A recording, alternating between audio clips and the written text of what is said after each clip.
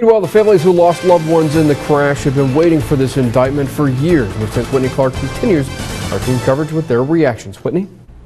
Good evening, Rick. I spoke to the family of one of the firefighters today. While they are grateful for this new indictment, the legal battle they've been fighting for the past 4.5 years has made it feel like they've lost their son over and over again. For Catherine Renno, reading this 25-page indictment is taking time. The new charges, like losing her son, all over again. It's almost as if we've buried our sons, but we rebury them all the time. Her son Caleb, one of the 9 firefighters killed in a helicopter crash while fighting a wildfire in Northern California.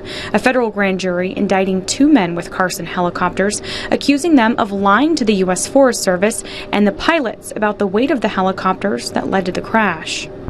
No one wants to see their child die this way. For Renno, the charges bring mixed emotions. She says she's grateful for the relentless investigative work of the NTSB, which may have led to the federal investigation.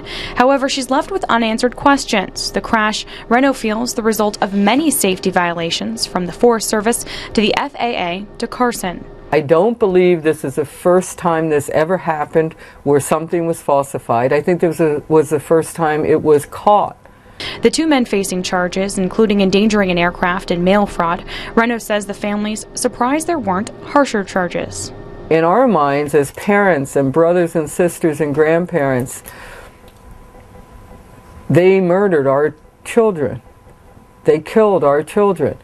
I don't think any of us believe that that was their intent to.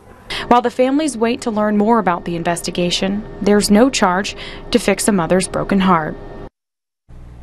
We also reached out to the mother of another victim, Scott Charlson, his mother Nina, saying in a written statement, while nothing can bring back her son, she is thankful for the criminal investigation. Some of the families still working together with NTSB to prevent future accidents. Covering your news, Whitney Clark, News 10. Again, here's a recap of what we know about this case so far. 2 former Carson Helicopters employees have been indicted by a federal court. Former Vice President Stephen Matheny and Levi Phillips are facing multiple charges.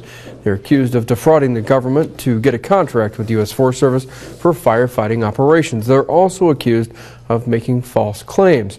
A government report says Matheny and Phillips claimed the helicopters could handle hundreds of pounds of cargo, more than they actually could. As of now, a court date has not been set.